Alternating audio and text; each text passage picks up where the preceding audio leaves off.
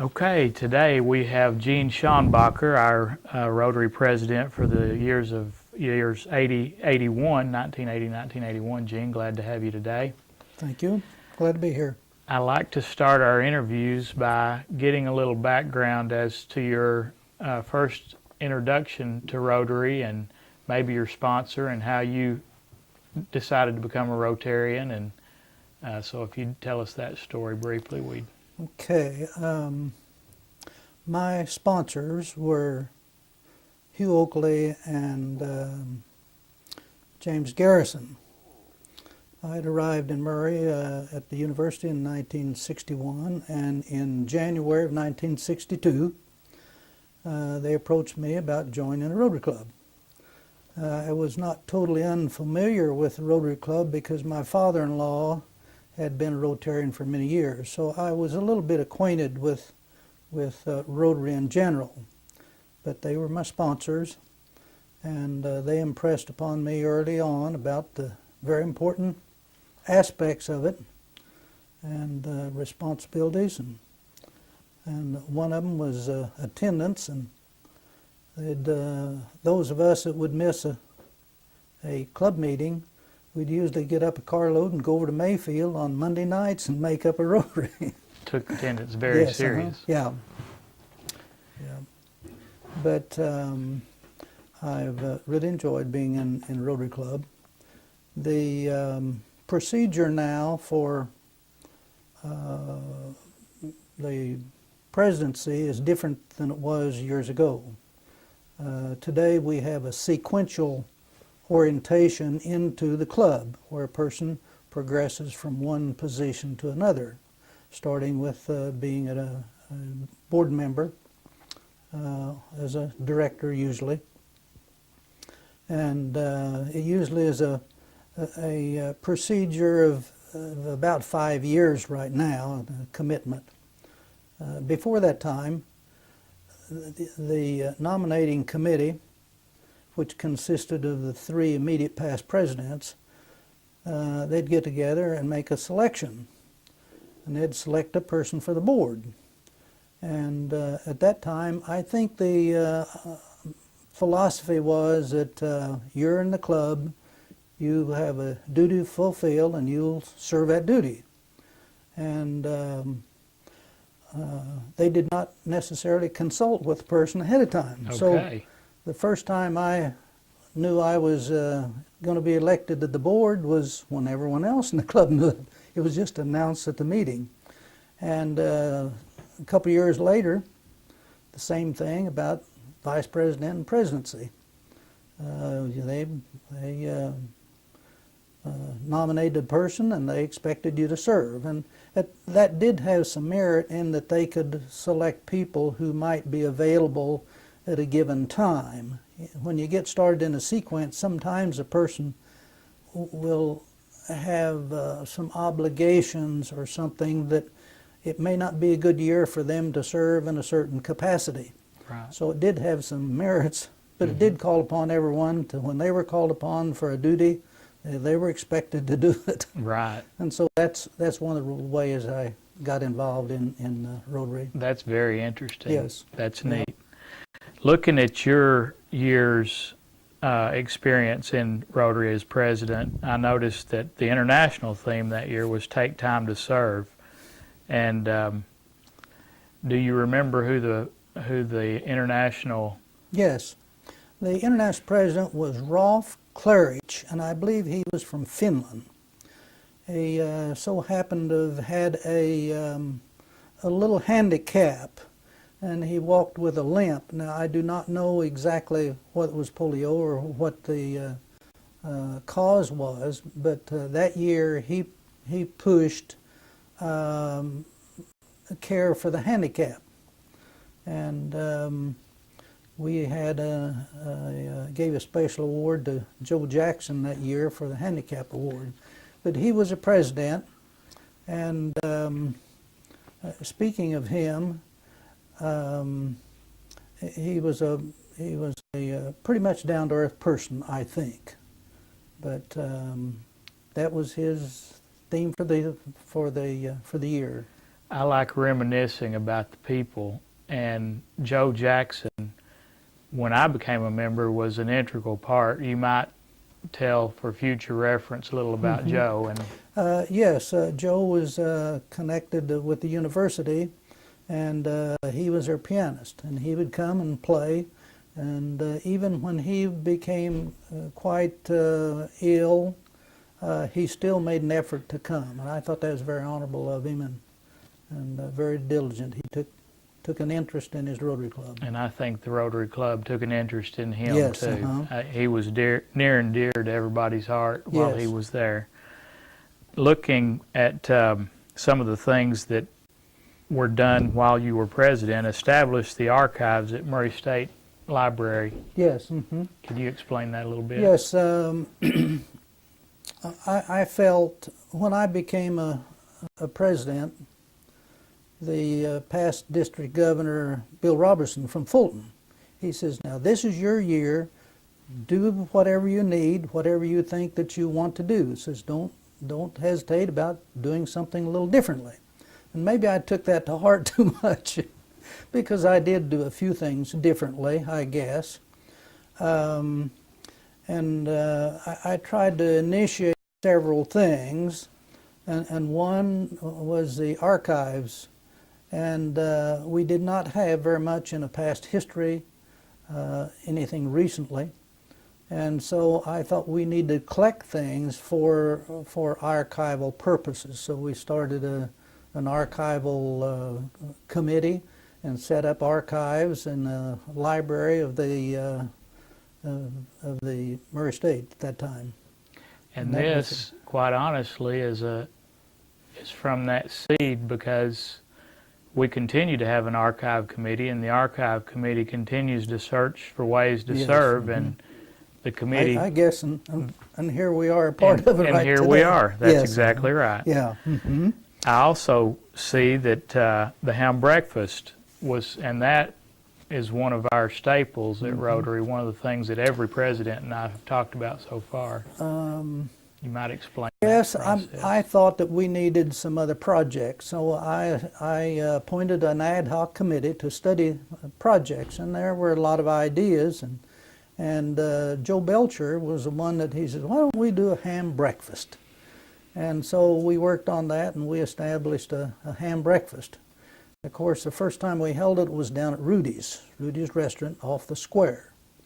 And you can imagine feeding as many people as we did in that little restaurant. It was, we had people lined up to clear out the door and down the corner, as I recall. Did the Christmas parade come before the ham breakfast, or the ham breakfast before the Christmas parade, or do you remember? I do not recall that right now. I do not recall. I think that came along a little later. Okay. But I'm not positive of that. Okay. But yeah, that's another thing that's ongoing, and yeah. That's one of our, we talk about it, is just a real service to the community is what that is. Yeah. Rotarians love to come and put the aprons on and just serve their fellow man a little bit. I really think that is a good project, not just for the funds that we raise, but it gives us an opportunity to have visibility in the community. Years ago, the Rotary Club was not thought of as much as maybe some other clubs with regard to doing work in the community. But the community can see, you know, professional people getting in, rolling up their sleeves and making biscuits and gravy and frying ham and serving and cleaning up, and I think that was a positive. but the aspect of Rotarians working together has a definite benefit because you get to know the person better. And the more we know them, I think the better we connect and relate and network and understand and work together. Right. So, Do you know the story of the first project that Rotary ever conducted? Rotary International, yes, it was a toilet in Chicago. Exactly. Public toilet. Right. A Because public toilet. they had not had the facility for people Right. in the city there to have a bathroom. So That was- they established a toilet. Uh-huh. I thought that was a neat Yeah, little I story. thought that was too. And that we may be the only we- ones to talk yeah, about that. we forget about some of those early Right. developments. Yes. Right. Mhm. We, along with that, we did establish that year, as I recall, not positive of the year, but I believe that was the year that we established a humanitarian award. And today we give, at our annual banquet, we still follow that and present someone with a humanitarian award. It has kind of gone through a couple different name changes, but that's where it And originated. explain, the recipient is a non-Rotarian. Is that Yes, correct? mhm. Always. Yes. And you might just kind of explain Yeah, what the we look humanitarian award is to try to recognize and call to light persons and their service that they're performing in the community. And we try to recognize that. And of course our theme is service above self. So when we see an individual in a community that is involved in worthwhile projects and really involved, then that's one of the reasons that we present that award. And I think we live in a wonderful community because every person that I've seen receive it deserved it. Yes. We don't Mhm. have to search for people. They're out No, there, and that is correct. and it's really neat. Mhm, yes. One of the things that we do and continue to do that you instituted was the induction into Rotary, and you might want to explain that process. Yes. The when I came into Rotary, and prior to that time, when people came into Rotary, they learned about Rotary rather vicariously. And I thought that if we want to be effective Rotarians, we need to get a good start on it and learn about it early on.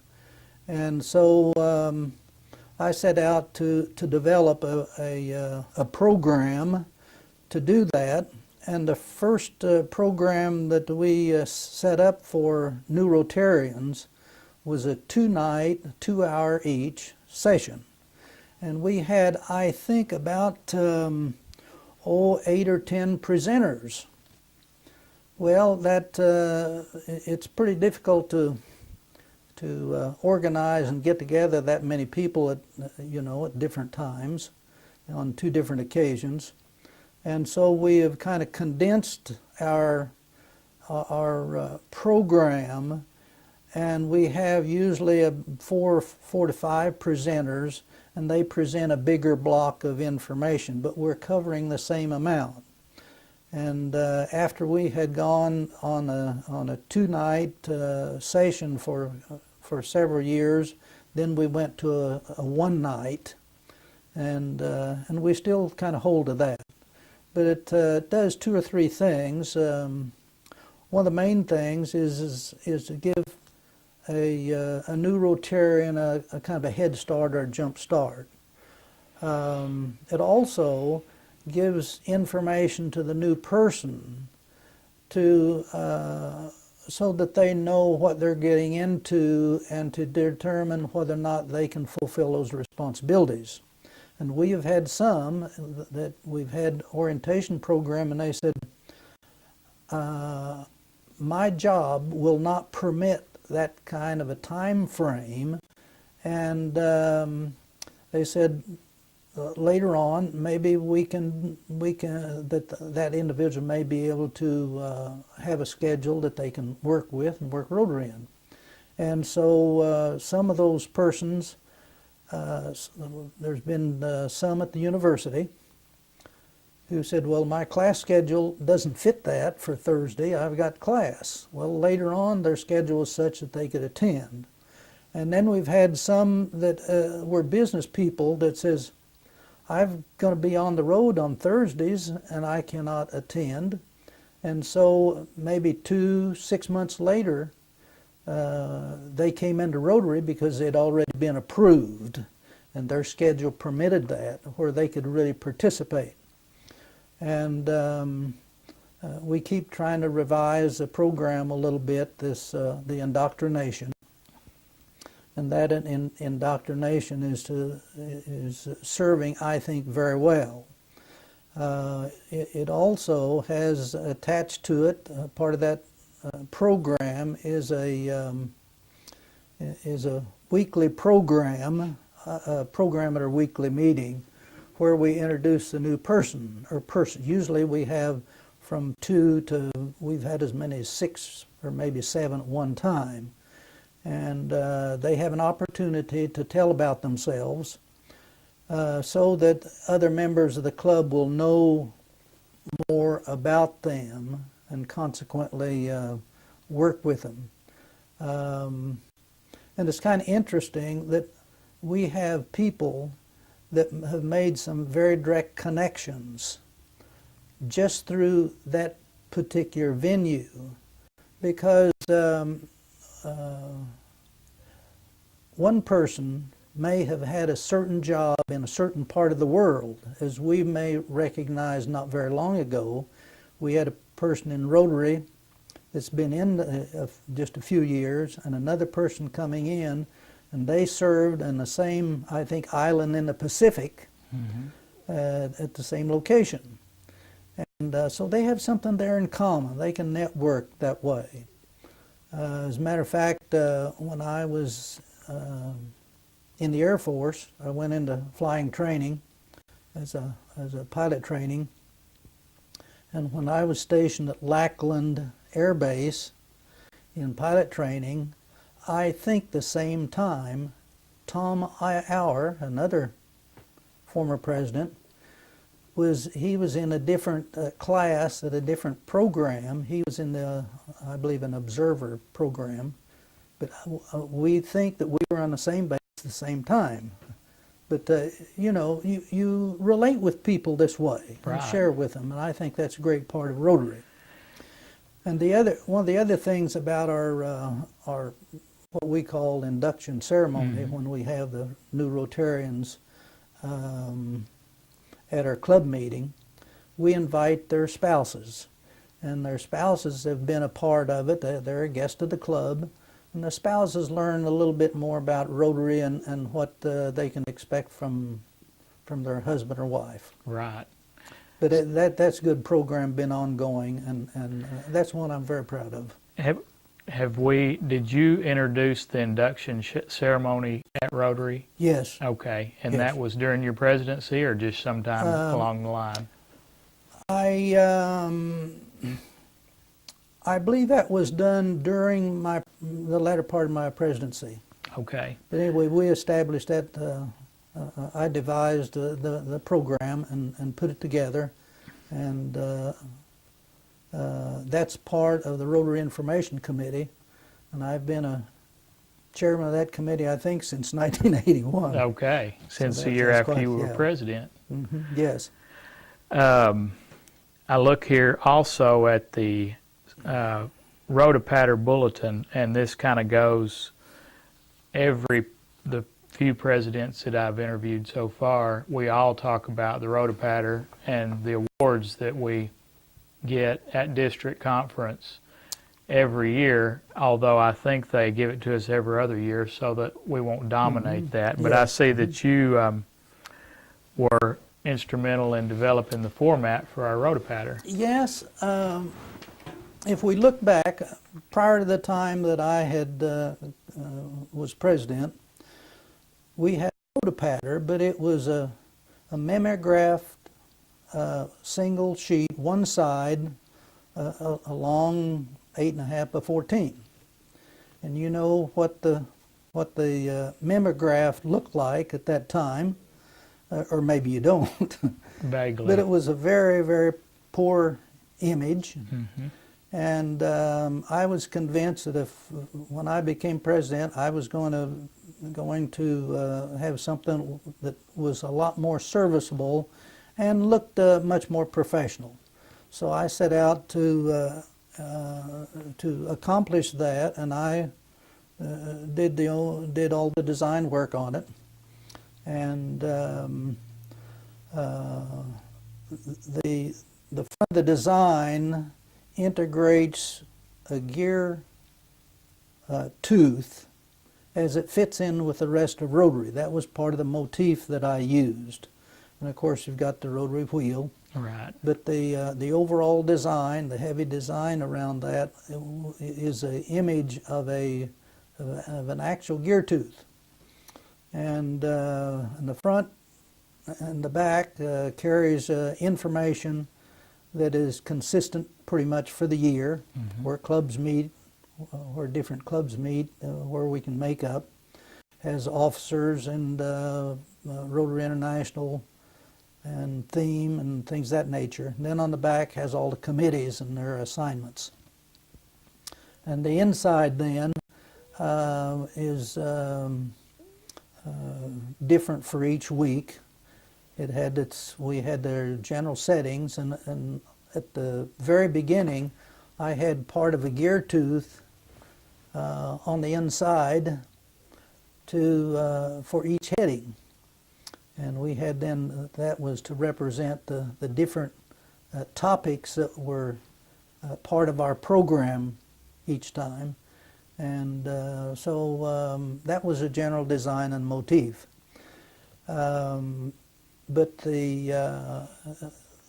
that year, the district bulletin committee recognized that as the outstanding, so it received an award for that. It also received what the district governor called an excellence award for the bulletin. So we got two awards out of that the first year. And that year also we had several other awards. We got the Vocational Service Award, Mm-hmm. and that hinged primarily from the career day that we established out of Coway County. Now Murray High had a career day, but we went out and established one out there, and we had many people from the community going out there and telling about their different vocations. And I believe that was the item that got our vocational award. We submitted that for vocational because we talked about that. Right. So As people talk, it came to my mind, did Gene Fleming once take buses to somewhere, Paducah, for vocational day, to carry the students to look at something in Paducah? I'm thinking I remember. I do not know. I do Okay. not recall. In recent years, we've had some people that have gone out and involved themselves with the different schools. Right. But since Coway County did not have a career day, as I recall, we established one out there, and it turned out to be a pretty big deal. It is. We've got there's quite a few photographs that came out in the paper on it, and different people representing jobs and so forth. Back to the Rotopatter, do you remember who wrote the insides of the Rotopatter when you were president? M.C. Garrett did a lot of that. Now, I'm not sure whether he was the one that involved the new design or not. He may well have been, but I do not remember that. But since that time, we've had Bill Phillips. Bill Phillips And Kenny and Darnell. Kenny Darnell. We've had another person or two, but on a very short basis. Okay. I do not recall. Okay, I But didn't know anyway, if it's Bill was doing it. MC was instrumental in just a good writer, I know, and Yes, did a lot of writing. And he did a lot of writing for the newspaper and different articles. He had a great gift for that. right. And he was very down to earth, and it played very well in Murray, I think. Mm-hmm. You're right. Also, I see that initiated a ceremony at the club meeting. Excuse me, no, you already talked about that. I was Yes. looking at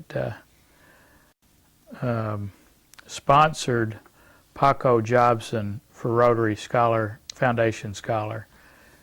You Yes. want to tell us the story of Paco?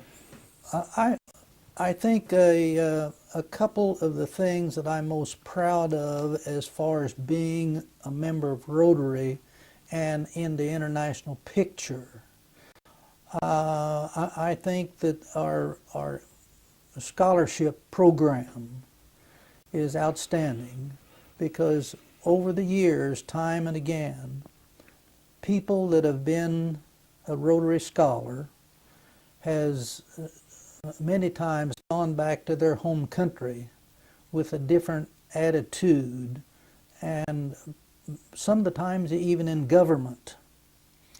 And I think they a lot of times will kind of epitomize the ideals of Rotary whenever they go back to their country and do things worthwhile. That's one of the aspects. The other is group study exchange, and then we have our Polio Plus and some other programs. But the scholarship program, since I spent virtually all of my adult life in education, I think the scholarship program is very good. And we had Paco, whose mother was a Spaniard, and his father was a Navy person. He was hospitalized in Spain, and he met the nurse and they married. She spoke no English, I think, or very little, and he spoke very little, if any, Spanish. So Paco grew up in this bilingual atmosphere. He is a very sharp individual, and he applied for the scholarship. I'm not sure whether he knew about Rotary before or whether it was through our instigation of encouraging him to apply for that here at Murray State. But he did apply for it as, I think, a freshman. I'm not sure. And the selection committee says that he was selected above a lot of juniors, seniors, maybe graduate students. I do not know. But anyway, we were very delighted that he could do that. The story is told on the committee that there was a Spanish teacher, too, that was on the selection committee for the district. And they asked him a question or two in Spanish, and I think he blew him away with regard to his fluency in Spanish. Yeah. And I'm sure that went a long way. Right. They tell that. But Paco then has gone on, and he did his study in Chile, and went back later and worked there. He married a person from Chile who has German background, as I recall. And he came back here and got his MBA at Murray State but he served very well, and he later became a Rotarian. So do you know where Paco is today? Yeah, I think he's either in Concepcion or Santiago, Chile. Okay. Okay. Mm-hmm. We have a few statistics here. When you were president, there were 109 members. Yes. And our goal, our I guess, Membership Development Committee set a goal to net 5 people, a minimum. Uh-huh. It's either 4 or 5, I don't remember, but we met our goal. We netted 5 people, so we ended the year with 114 people. Now, as you know, we have a lot of attrition with plants here in Murray and businesses and the university. We have quite a bit of turnover, and so sometimes it takes nearly 10% of new people just to maintain your membership. Right. But we did netted 5 gain. There were 2 people that died, and there was, I think, 12 or 14 or several that either moved away or resigned. Right. Dropped out some way. But that really, I think we did pretty well. Some of the time it's difficult to keep those, and I think maybe more difficult now than it was at that time. And there is internationally obviously we're not going to stay the same, but back a few years ago, I know internationally there was a push for more to try to reach out and bring in more Yes. members. Yeah. So it is getting harder and harder to, I think our club now has 160 members. I don't think we have quite that many. I'm not sure. I was thinking somewhere around about 150. It varies because we have quite a few people that either resign or Right. Ins and outs like yes, we're talking about. we have a few ins and outs on that. Yeah. I see down here that in addition to the budget being $23,000, that our deposit for scholarship, was that in 1 year was $10,500? Oh, no. That was what we had accumulated. We built that up over a period of time. And I see the Ralph Woods scholarship was one, but we had scholarships for Murray High School and Coway County Right. High School. Right. And we built that up over a period of time, and that was enough then, with interest, that we could give $250 or so scholarship, which went a long way in that time. Right. At Murray State. Right. Your years in Rotary, I see that you 45 years, you've got a question mark. I guess we could add it up. It'd be a little more than 40. That's a little bit nebulous in a way. I came into Rotary in 1962, January. And I had an opportunity to work in Ethiopia for 2 years, and the university gave me a leave of absence in 1968 to do that. And when I got ready to go over, I checked with the secretary about Rotary over there, and says, well, there's a new program, says you can transfer. And I thought, well, very good. Well, on the way over, I stopped and made up in Athens, Greece. And when I got over there, I went to the Rotary Club, and I, of course, was a visitor there. And early on, I inquired about a transfer from my other club to that club. They didn't know anything about it. Yeah. But they said, you come on and attend the club. As a matter of fact, a contractor who was from Egypt and had been over there for a number of years and had some connection, his father-in-law, I believe, was an Orthodox church leader in Ethiopia and a friend of the emperor. And anyway, this man's name was Sanet Khalil. He says, you come and you be my guest. And so I attended for the 2 years I was over there. So officially I was not a member of that club, but while I was over there, it says, now we have a 2-year waiting period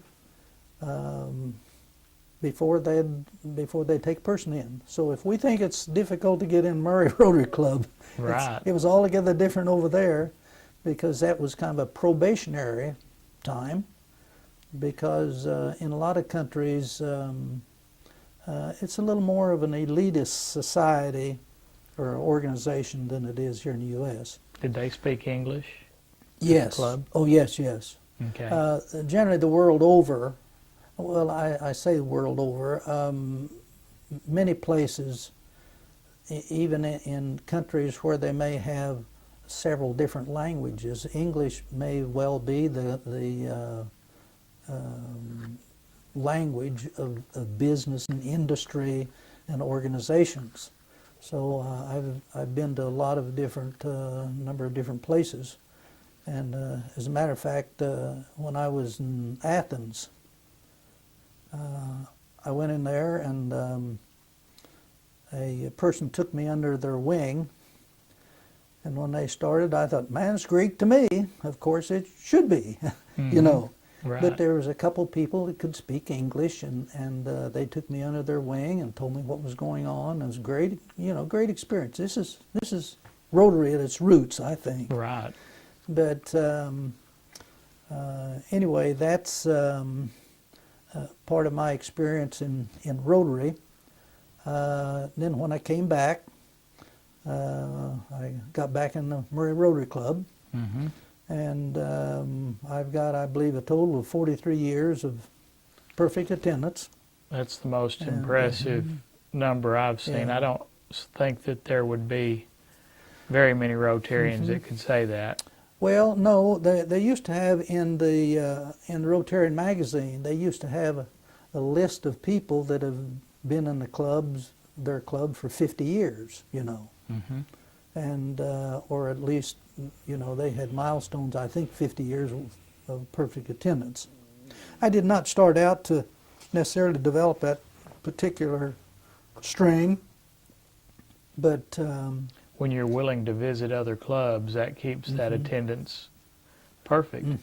yes, Because obviously you're not always in Murray. I see that you 5 foreign countries you visited clubs and many other clubs, so you take your makeup serious, which Rotarians are supposed to do. Yes, I do, and it's not necessarily, I don't feel necessarily that it's one of these monumental things, but I enjoy visiting other clubs, and I get ideas that I can bring back to our club. And many times I have had the opportunity to share with other clubs about Murray and West Kentucky and the land between the lakes. And when we had the Scouting Museum here, there were a lot of good things that we could tell about our hometown or about our Rotary Club, about our projects. Right. And I think this interchange is very good. And so I've had some very good experiences in a variety of different clubs. And there is a lot of difference in them. Of course, each of our clubs is a member of Rotary International, but we have a good deal of autonomy. At one time, making up in Mississippi, the mayor happened to have been he was an officer of the Rotary Club.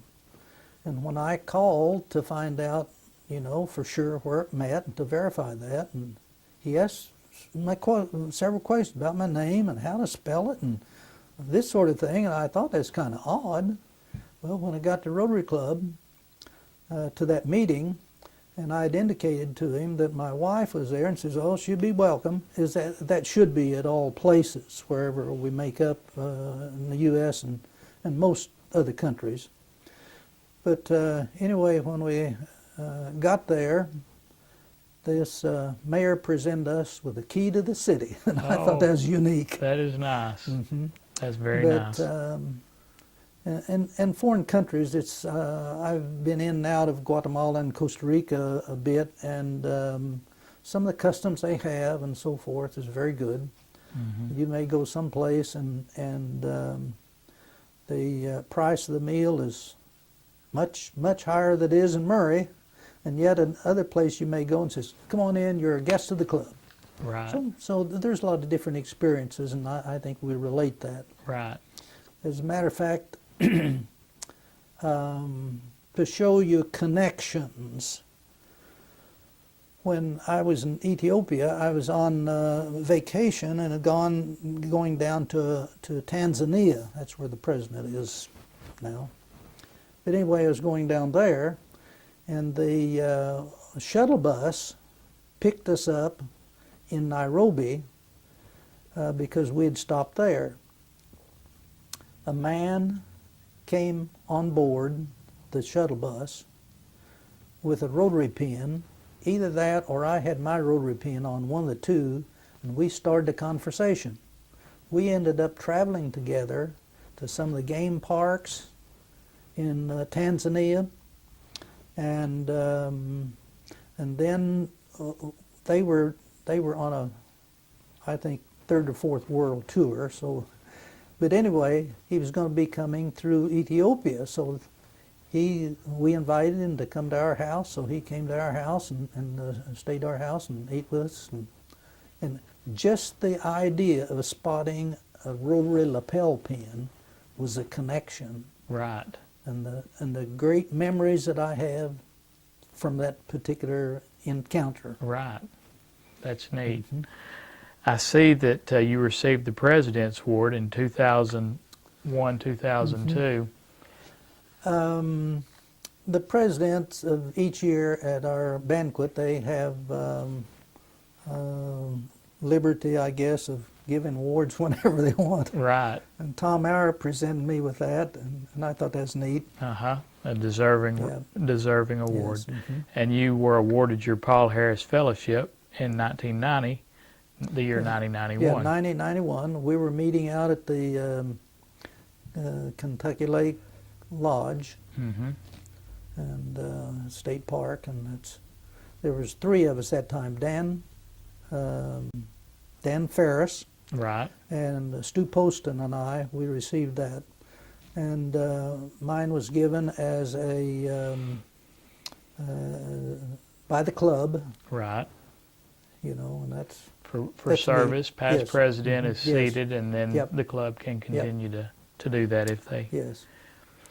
I was looking down here at the Rotary highway signs, some of the things that you've done during your years of Rotary, and I think that was, time flies, but I don't think that was all that long ago, was it? Well, when during my presidential year, we were meeting out at the Smorgasbord, Right. and I noticed that there was no place in there that indicated that Rotary met there. So I thought it'd be nice to get a sign. So I went over to the lab and I got some walnut and I made a plaque and put the emblem on and the time and indicated Rotary met here at 12 o'clock, and we hung it out there in the entrance Right. to the restaurant. I don't know if that's started the trend, but I see those in restaurants as Yes. I travel around. Well, I'd seen it a number of other places. Okay. And then when we were, shortly after that, when we were meeting out to the Seven Seas, I thought, we need a sign to let people know that they met out there, not just after they enter, but whenever they were driving by. So I got the board, I guess, to buy a sign, and it's a large white sign with a blue Rotary wheel on it, Rotary gear, and we got that, and several of us went out there and we hung it up. And that was out there hanging for some time, but in due time, the wind blowing it back and forth buffeted enough that we end up having to take it down, and I think we still have it, and I've encouraged them put it up in front of our meeting place now. Right, right. But anyway. Designed and crafted our bell gavel, Mm-hmm. and we ring the bell to begin our meetings, and we ring the bell to end our meetings. Yes, That's our yes. designates the Yeah. starting and the ending of our. The gavel that had been used for a long time, I think, was made by O.C. Wells, and it was kind of a blocky thing, and it wasn't looking too swift, and I thought we needed a new gavel to ring the bell. So I designed that and got on a lathe and turned it, and when I presented it to Mark Blankenship, Right. I says, now we need to have a little more decorum in our office, Right. in our order of business at this club. Right. And so I presented that with him. We've talked about your Ethiopia experience. Looking at your district positions that you have held, if you want to just kind of go over those, that would be interesting.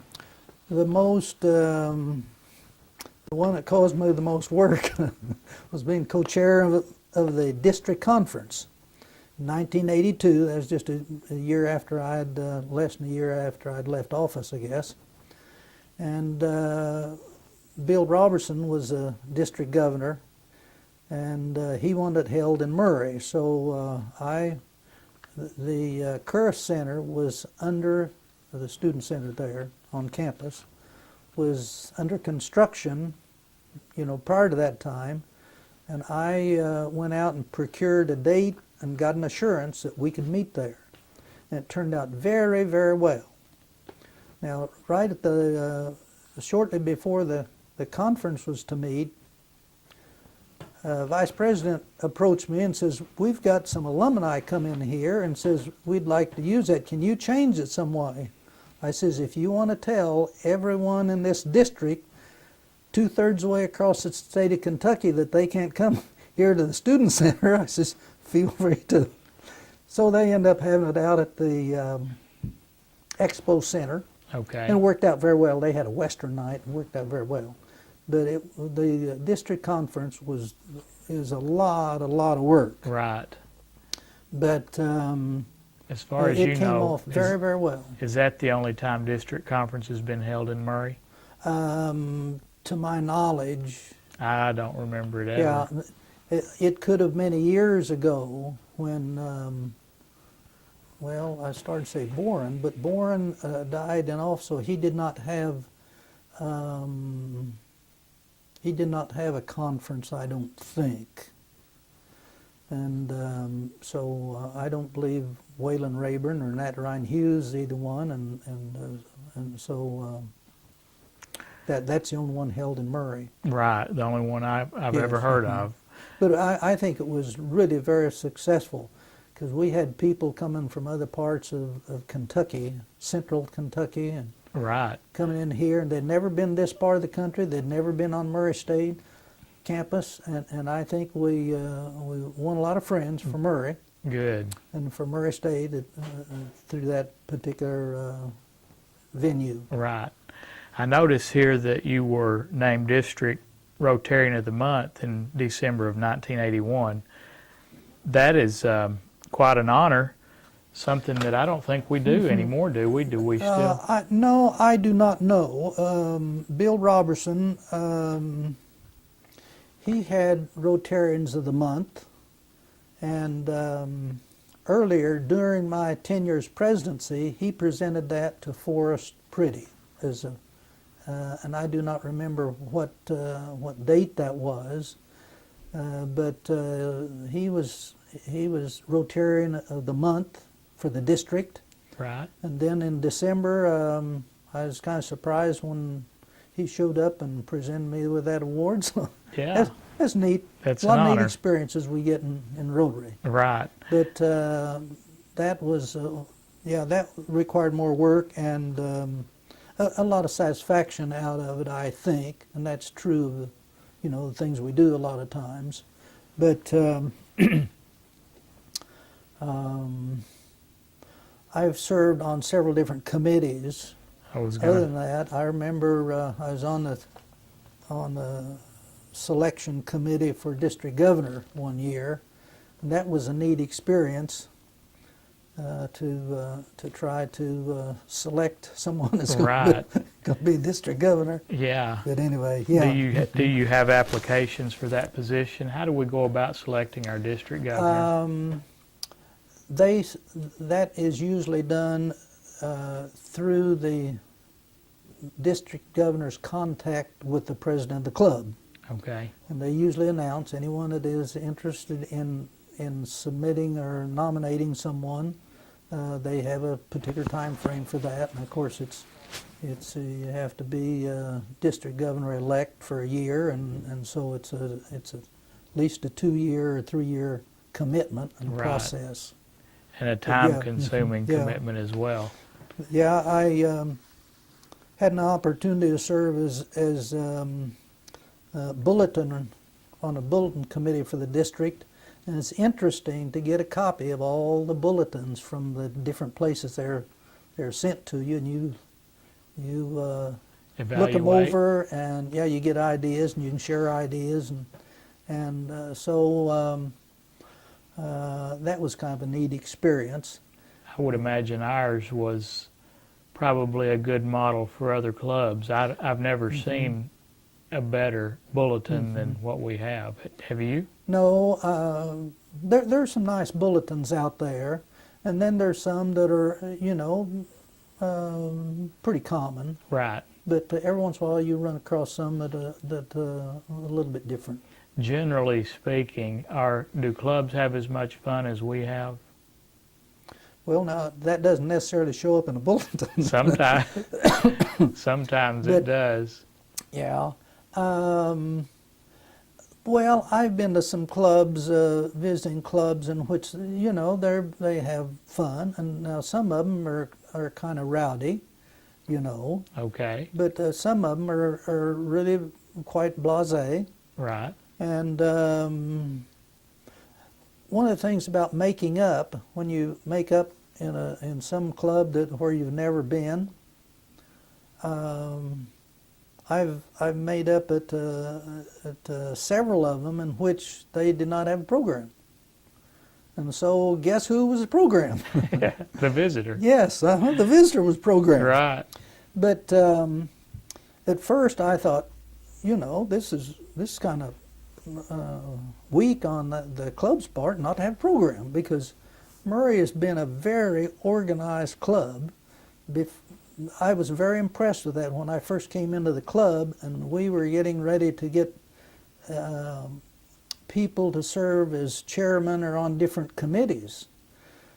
And before the end of the year, we already had programs scheduled for at least the next month or two, and everyone was assigned, or for the most part, a lot of Rotarians were assigned a certain week to have the program.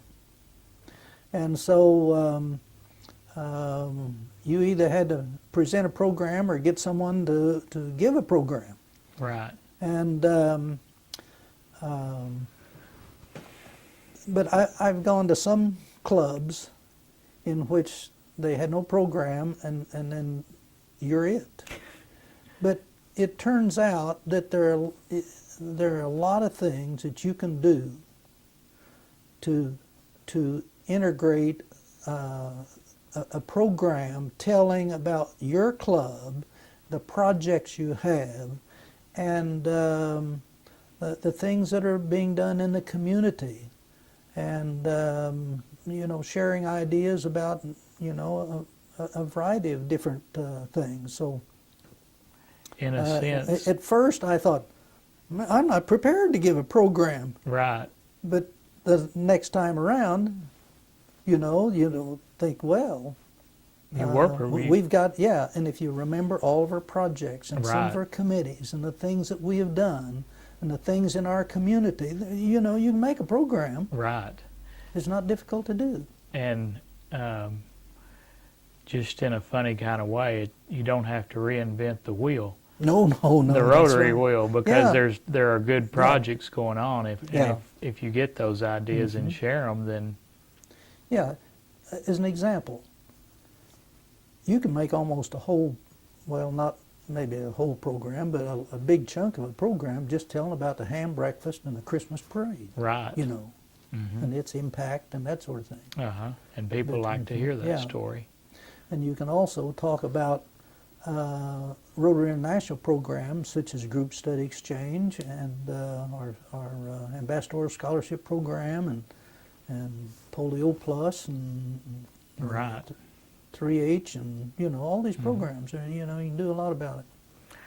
Looking over your international experience, as far as the international conventions are concerned, I don't know of anyone else, you may, who has attended 2 international conventions. And I think that you might just go over your experiences Okay. there.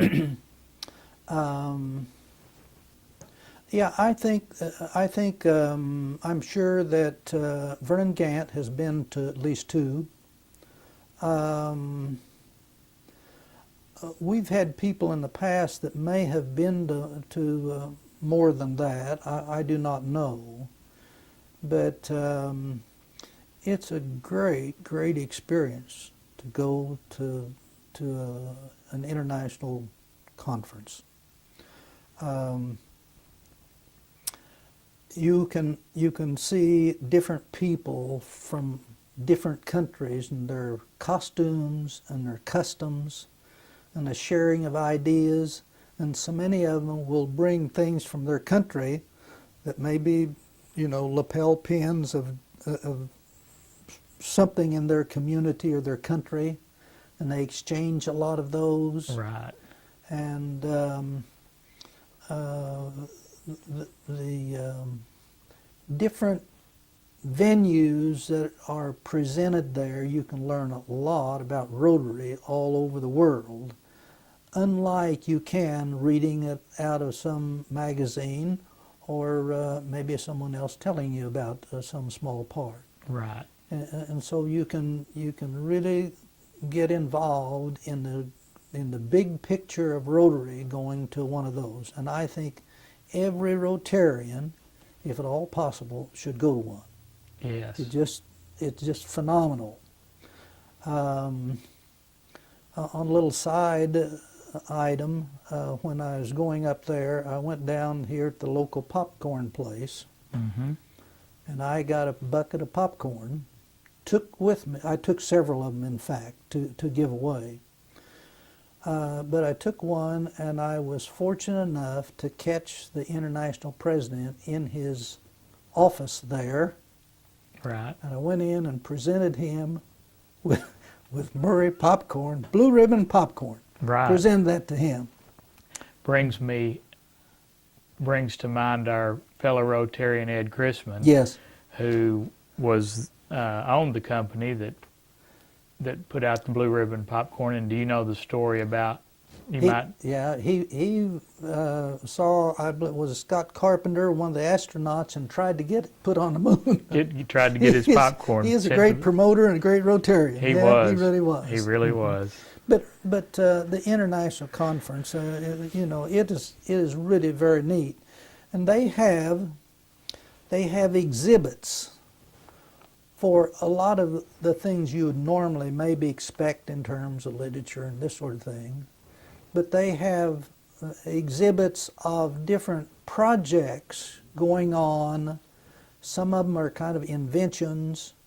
To give you an example, they may have a water purification system that they're promoting, someone promoting. Maybe a Rotarian, maybe a non-Rotarian, that may be being used in the desert of Africa, or someplace in a tropical area. They may take where they don't have energy, they may not have wood to burn, what have you. They may have a design for a reflective solar oven where they can cook their food. They're just a lot of different projects. One of them is a wheelchair project that a person has been involved with it, and he is soliciting funds through Rotarians to put wheelchairs where people in different countries, both children and adults, can have some degree of mobility. Because other than that, they're stuck. Right. They can't get around. And there they have their own independence, and they can become more of a positive product to society rather than a drain on it. Right. And they're just scads and scads of different kinds of projects and things going on that Rotarians can be involved in. And I think that is really, really tremendous. And of course, Rotary International's office there at the site, you can get a lot of materials for your clubs and for the district and whatnot. So there's a lot of resources available at the International Conference. And it sounds like everything is geared towards serving people, which is our motto, service above self. Everything that comes out of Rotary really involves helping people to better their lives, or helping Yes. people to find ways, things that can make life better for them. Yeah. I guess that's one of the reasons that I'm delighted to be a Rotarian, to become involved with that and in some small way helping some person or persons different parts of the world. You know, just like our contributions that we make to Polio Plus. Right. When I was in Ethiopia, it was, you know, you could see a lot of people running around, crippled. A lot of times for their crutches, they may use just a straight pole, just a stick. And to prevent some child of developing that, you know, being a part of that, as small as it is, you know, we all should feel proud to be in an organization that devotes most of its effort to relieve suffering and provide some degree of maybe subsistence and maybe happiness to people in various parts of the world. And that takes into account also our backyard. Right. In the Murray area, as an example. Exactly. And that's what I think Rotary is about. Some clubs, I think, are involved very deeply, maybe in their community, and really not too much involved with the big picture in Rotary International. And then there are a lot of clubs probably doing a lot of things on the international scene, and maybe in their back door there may be some things that need to be done that they're not. Right. But I think locally it takes time. Internationally it takes money, in a sense. You know, we support with our funds and yes, yeah. to the international foundation. I think that's very true. And I think our club is well balanced in both. We I believe so. We do both. Because we're involved a little more in Rotary International than a lot of clubs. Right. And I know our goal was 100% Paul Harris Fellows, and we've achieved that. Yes. So, I mean, it doesn't mean that every member is a Paul Harris Fellow, but we have as many Paul Harris Fellows as we have members. And that's quite an achievement. I don't think there are many. Yeah, I think that's right. Now, there's some clubs, if they have a wealthy person, I've heard about one, I think in Pensacola, the fella is a philanthropic person that every person that comes into the club, they make him Paul Harris. That's nice. That takes care of that very well. Yeah, that's very good. Yeah. Do you, the next topic that I see are thoughts on the future of Rotary internationally, locally. All right.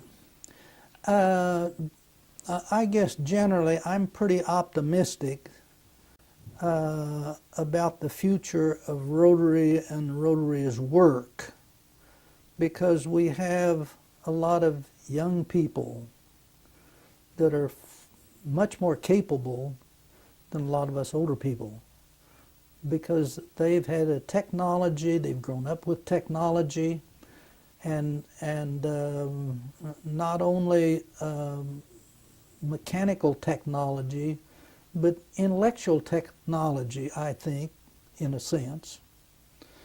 And I'm just so impressed with so many of the seniors that we have on Student of the Month.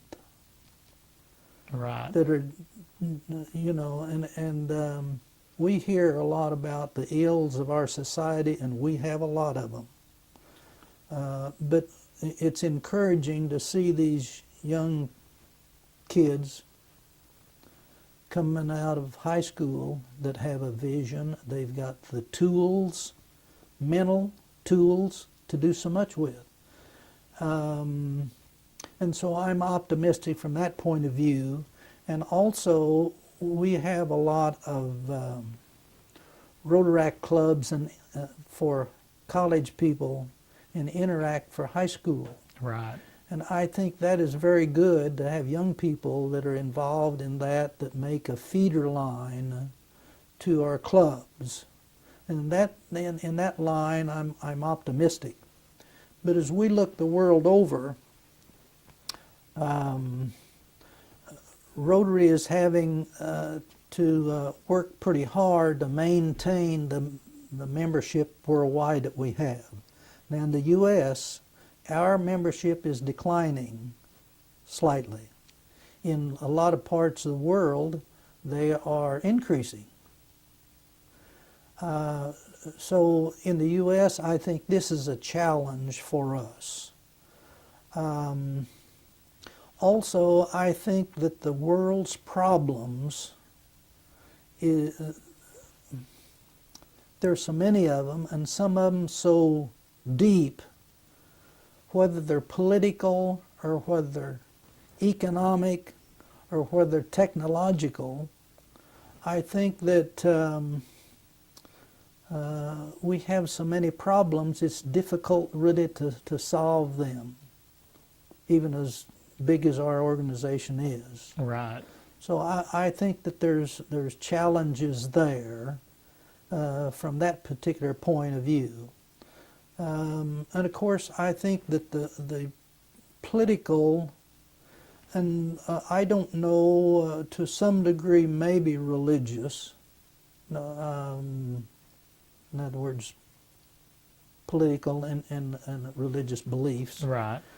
is a problem that's going to be with us that we're going to have to kind of solve. And some of it is, you know, a lack of knowledge and appreciation.